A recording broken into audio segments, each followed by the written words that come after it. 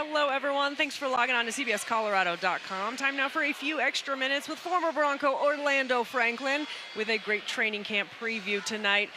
Orlando got a lot of position groups that are going to be interesting for you. Which one are you most excited, most intrigued to see at camp? Honestly, I'm excited to see when the dust settles what happens in this wide receiver room. A bunch of great players, a lot of money allocated to that room. But we saw there was a little hesitation to pick up Jerry Jeudy's fifth-year option. It didn't happen immediately. We saw Courtland Sutton take a step back last year. We know what Tim Patrick brings to the field. But then you have all the other guys, Brandon Johnson, Jalen Virgil, all these guys, little Jordan Humphries, all these other guys. And it's like, how do you get the ball around? You know, you draft a guy in Mims in, second round this year, and how do you figure this thing out? He looks exactly like KJ Hamler. What we will do with him as well. So I'm excited to see when the dust settles. Are there any subtractions that adds to another addition in another room because you're trading guys in training camp? Do you get some draft picks?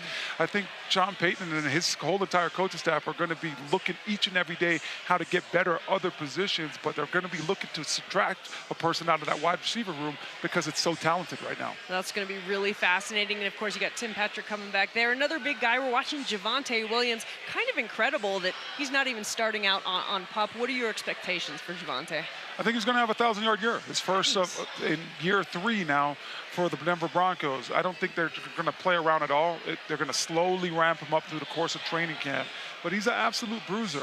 You know how tired I got when Javonte Williams was going through the draft process, and I had to watch him run through my Miami Hurricanes, the highlight tape that he had in North Carolina. I feel like I've seen that highlight 1,000 times. And then in year 1 in the NFL, while splitting carries with Melvin Gordon, he had over 900 yards, averaged over 4 yards a carry, which is, you know, if you're doing that in the NFL, you're definitely cooking with gas in a situation like that. So for me, I look at Javonte and how he runs the ball, now being the primary back in this backfield, and I don't see why he can't have 1,000 yards. You talk about an area that you might want to shore up with the news coming in today that Inyome Uwazurike has been suspended for the season.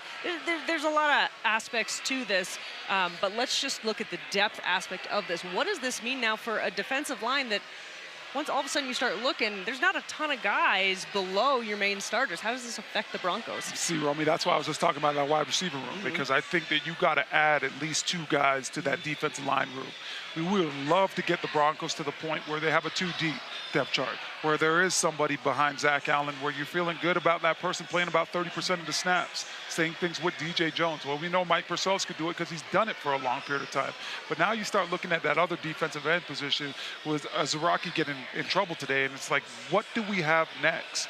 So I think that Sean Payton and George Payton are going to be scouring the waiver wire, watching what teams decide to let go, but also watching at the end of this whole entire thing when teams have to cut down to the 53-man roster and make those tough decisions, because there might be a guy or two out there that could definitely help the Denver Broncos in their 2-deep rotation. When you look at Uwazurike now, who's going into his second season, really had a chance to step up now. You get suspended for a year. How does this affect his career?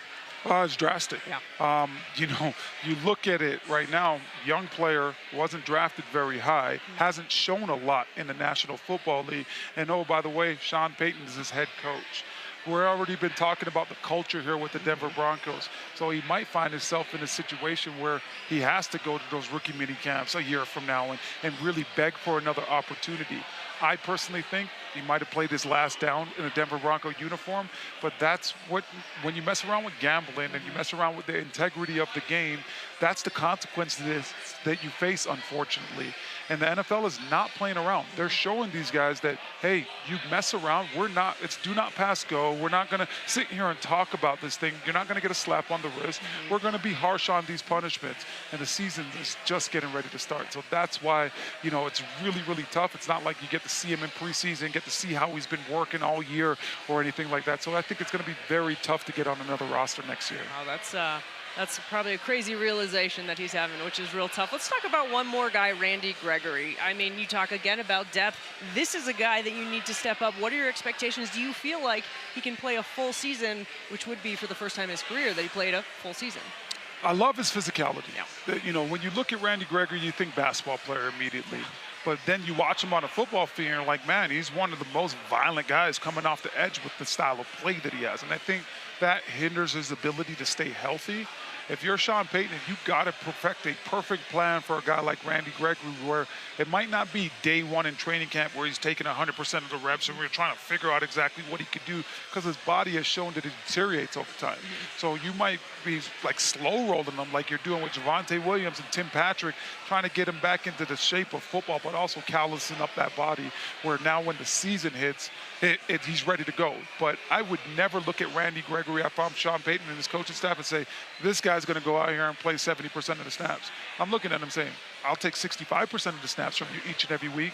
I'll take every big third down situation you out there on the football field, but we're not going to sit here and put you out there for first and second down and make you have to stop the run and set the edge, because we know your body just does not hold up. I know it's a harsh thing to say, but trust me, if he could play 65% of the snaps and give you 17 games, I think everybody in Bronco country would take that. So I think it's just flipping the switch as a coaching staff and understanding that, hey, you have a heck of a football player here, but he just doesn't stay healthy. So how do you get him to stay healthy? And I think that's with less reps. There you go. Coach O right here, Orlando Franklin. Thank you so much for taking the time to join us tonight. Such a treat. We hope to have you on again. And, of course, you can catch him on every day, 9 to 11 on The Fan. Orlando, thanks so much for joining us tonight. Thanks for having me. I appreciate it. Such a treat for us, and I hope you guys enjoyed it. We will see you again next time.